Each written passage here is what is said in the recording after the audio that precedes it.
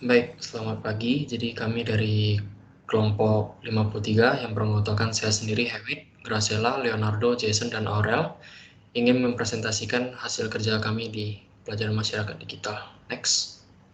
Untuk outline-nya sendiri ada mulai dari profil bisnis, rumusan masalah dan gagasan solusi, value proposition, dan prototype solusi. Next. Untuk nama warung kopinya itu bernama Kongji Vivi, berletak di Belitung.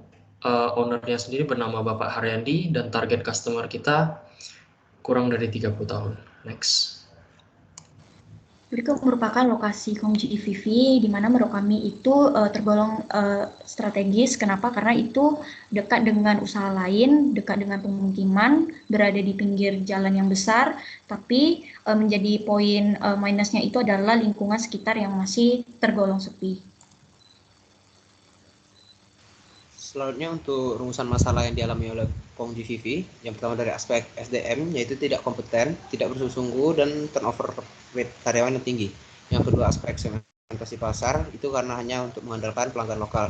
Dan juga dari pandemi COVID-19 juga mempengaruhi untuk teknologi sendiri itu kemampuan untuk memanfaatkan teknologi yang rendah, kurangnya pemasaran atau marketing, untuk inventory hanya sebatas estimasi atau masih secara manual, dan desain dari warung kopi tersebut kurang menarik.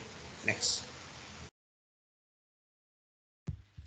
Lalu masuk ke daftar kebutuhan pengembangan digitalisasi usaha, kami memberikan 3 alternatif. Itu yang pertama menggunakan fitur QRIS, yang kedua itu bergabung dengan ride-hailing apps, itu menjual produk melalui e-commerce.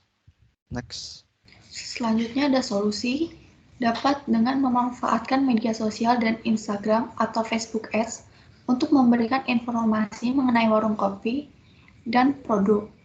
Lalu manfaatkan TikTok untuk konten marketing seperti isinya behind the scene. Selanjutnya manfaatkan website untuk meningkatkan brand awareness. Kemudian solusi berikutnya adalah menetapkan SOP, menyediakan pilihan transaksi cashless, membuat desain warung menjadi Instagramable, dan pembuatan website. Next.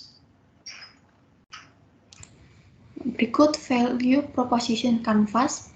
Dengan value proposition-nya warung kopi Kongji Vivi di Belitung, customer segments-nya usia kurang dari 30 tahun, gemar bersosialisasi, bertempat di Belitung. Berikut adalah skala prioritasnya untuk customer pain.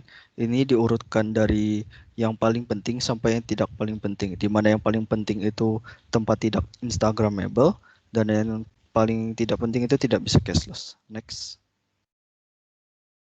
Berikut adalah customer gain vs gain creators-nya, di mana yang paling utama itu adalah tempat menarik dan unik.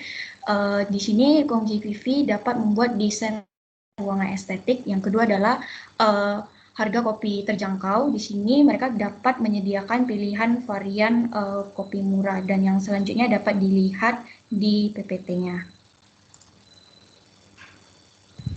Baik, skala prioritas untuk customer jobs dan produk service, itu yang paling utama.